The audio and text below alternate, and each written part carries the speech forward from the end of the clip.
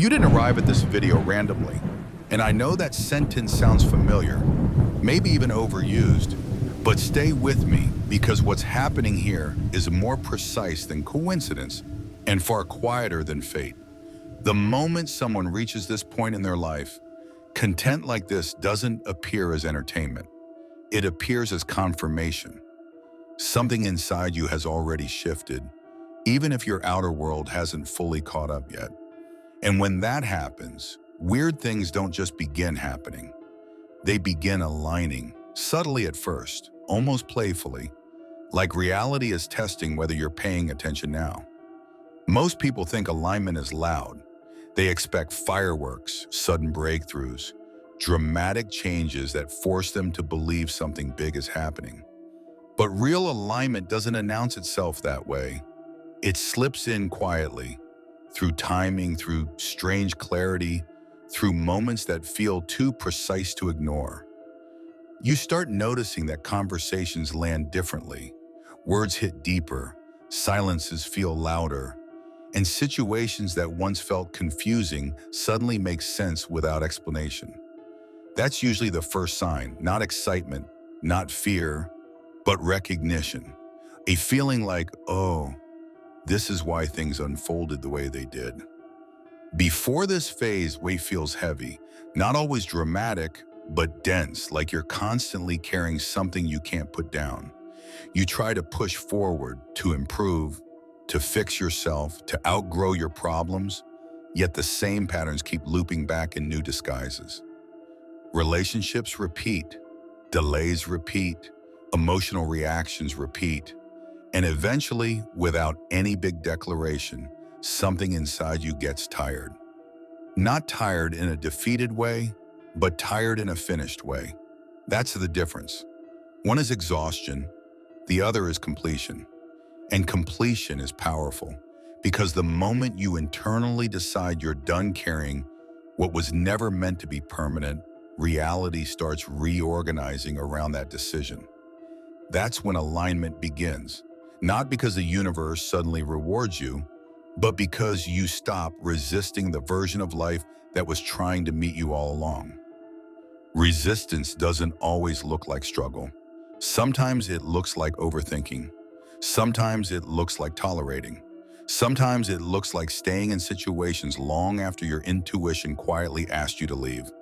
And when that resistance dissolves, even slightly, the world responds almost immediately. Not dramatically, but unmistakably. Things begin lining up in ways that feel strange, too smooth, too well-timed, too meaningful. You might notice this first in your inner world. Your thoughts change tone. They slow down. They become more observational and less reactive. You start noticing patterns instead of panicking about outcomes. And your dreams may begin shifting too. Not necessarily prophetic or symbolic in obvious ways, but emotionally charged, vivid, sometimes confusing, sometimes deeply comforting. Dreams during this phase aren't trying to predict your future. They're processing your past. They're your subconscious finally catching up with a version of you that's no longer in survival mode. When the pressure lifts, everything that never had space to be felt finally surfaces. And that release can feel strange if you're not used to emotional quiet. As this internal alignment settles in, the outer world starts responding in ways that feel almost convincing. Problems that dragged on for weeks resolve in minutes. Conversations you dreaded turn out softer than expected. People become more cooperative without you trying harder. Opportunities don't demand struggle anymore. They arrive gently, and that's exactly why many people miss them. We've been conditioned to believe progress must hurt, that growth requires chaos, that ease means something is wrong. So when things start aligning without force, the mind doesn't trot it, it waits for the catch. But there is no catch. There's just a different way of moving through life. And then something interesting happens. While most areas begin flowing, one specific area starts resisting. Not everything, just one. It could be money, or communication, or timing, or a relationship, or even a single recurring inconvenience that keeps showing up no matter how aligned everything else feels. This isn't bad luck, it's focus. When life stops scattering difficulty everywhere, it concentrates it where your attention is needed most. That friction isn't there to block you. It's there to finish a lesson you no longer need to repeat. And the reason it feels more noticeable now is because everything else has finally quieted down. Noticing patterns instead of panicking about outcomes. And your dreams may begin shifting too. Not necessarily prophetic or symbolic in obvious ways, but emotionally charged, vivid, sometimes confusing, sometimes deeply comforting. Dreams during this phase aren't trying to predict your future. They're processing your past. They're your subconscious. If you've made it this far, don't forget to subscribe for daily cosmic insights, astrology updates, and spiritual guidance, because the universe always has a message for you. As alignment deepens, you'll notice moments that feel like near misses, almost conversations, almost opportunities, almost decisions. You arrive just a little too late or hesitate just long enough to avoid something you would have rushed into before. These moments can feel frustrating until you realize they're sharpening your awareness. They're teaching you timing, showing you that not everything needs immediate action.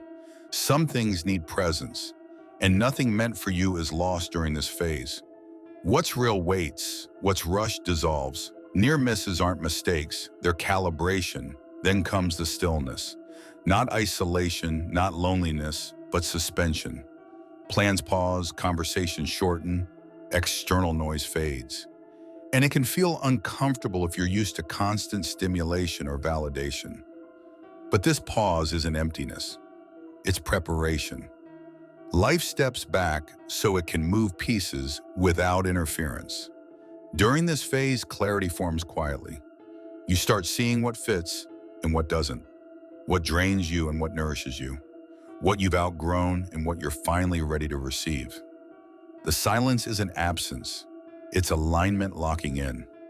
Sometimes during this stillness, a strange urgency appears, a feeling that time is running out, that you need to act now, fix everything now, move faster. This feeling isn't intuition.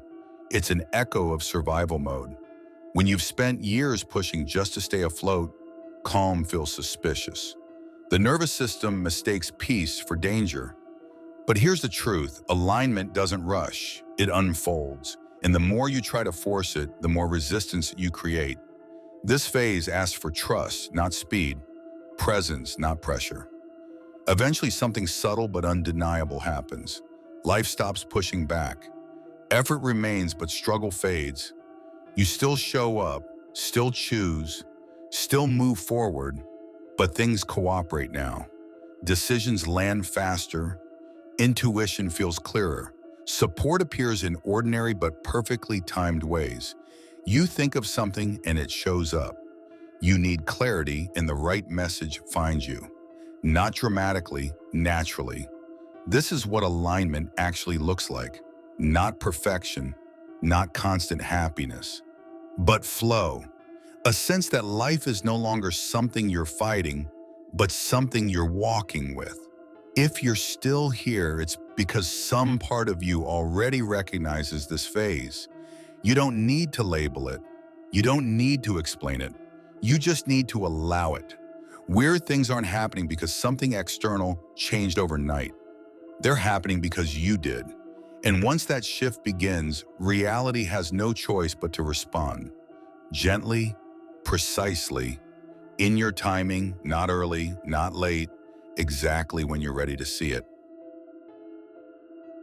Steps back so it can move pieces without interference. During this phase, clarity forms quietly. You start seeing what fits and what doesn't, what drains you and what nourishes you, what you've outgrown and what you're finally ready to receive. The silence isn't absence, it's alignment locking in. Sometimes during this stillness, a strange urgency appears, a feeling that time is running out, that you need to act now, fix everything now, move faster. This feeling isn't intuition. It's an echo of survival mode. When you've spent years pushing just to stay afloat, calm feels suspicious. The nervous system mistakes peace for danger. But here's the truth, alignment doesn't rush, it unfolds. And the more you try to force it, the more resistance you create. This phase asks for trust, not speed, presence, not pressure. Eventually, something subtle but undeniable happens. Life stops pushing back. Effort remains, but struggle fades. You still show up, still choose, still move forward, but things cooperate now. Decisions land faster, intuition feels clearer. Support appears in ordinary but perfectly timed ways. You think of something and it shows up. You need clarity and the right message finds you. Not dramatically, naturally. This is what alignment actually looks like. Not perfection, not constant happiness, but flow. A sense that life is no longer something you're fighting, but something you're walking with. If you're still here, it's because some part of you already recognizes this phase. You don't need to label it. You don't need to explain it. Do not rush this stage. Do not label it as loneliness. Do not escape it with distractions. This is where your new baseline forms. The seventh thing that happens is an internal permission slip. You give yourself permission to want what you want, to choose differently, to disappoint people if it means staying aligned. This permission changes everything. Because once you give it to yourself, the universe responds immediately, not with fireworks, with precision. You'll notice how quickly misaligned situations fall away, how effortlessly certain paths close, how clearly new ones reveal themselves when you stop forcing. This is the intelligence of life meeting your honesty. If you're watching this and thinking, why does this feel familiar? It's because you've been here before, just not consciously. Every major upgrade begins with disorientation. Every identity shift begins with silence. Every true beginning looks like an ending from the outside. But this time you're awake inside the process. That's the difference. You're not being dragged into change. You're walking into it, slowly, deliberately, without needing to announce it. And the most important thing to remember in this phase is this: you don't need to know what comes next to know that what's behind you is done. Clarity comes after commitment, not before. Commitment to truth, commitment to alignment, commitment to yourself. If you're still listening, still resonating, still feeling that quiet certainty underneath everything, then trust this: nothing is wrong, nothing is missing, nothing is late. You are exactly where the old life releases you, and the new one begins recognizing you. And this time, it stays. If you're still listening, it means you're past curiosity now. You're inside the process. By this point, a quiet separation is already happening, not between people who are good or bad, but between those who are willing to let go of identity and those who still need it to survive. This is where the paths diverge. After a major shift like the one activated around January 23rd, the universe does something very precise. It stops responding to effort and starts responding to honesty. And honesty is rare. Some people rise rapidly after this shift because they don't argue with what they already know. They don't need certainty before movement. They don't require guarantees to act in alignment. They feel the truth, and they follow it even when it's inconvenient. Others resist, not because they're weak, but because their identity is still fused to their coping mechanisms. This is the core difference. The ones who rise are not more talented. They are not luckier. They are not spiritually superior. They are simply less attached to the story of who they were. When the old life ends, it leaves behind a vacuum. That vacuum demands a response. Some people fill it with trust. Others fill it with control, and control is heavy. The people who rise quickly understand something subtle. You don't need to know the entire path to take the next aligned step. They don't wait for the fear to disappear.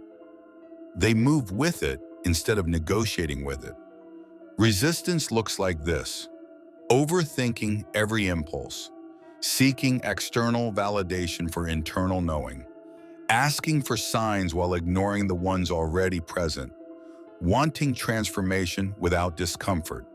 But transformation has a cost, not suffering. Honesty.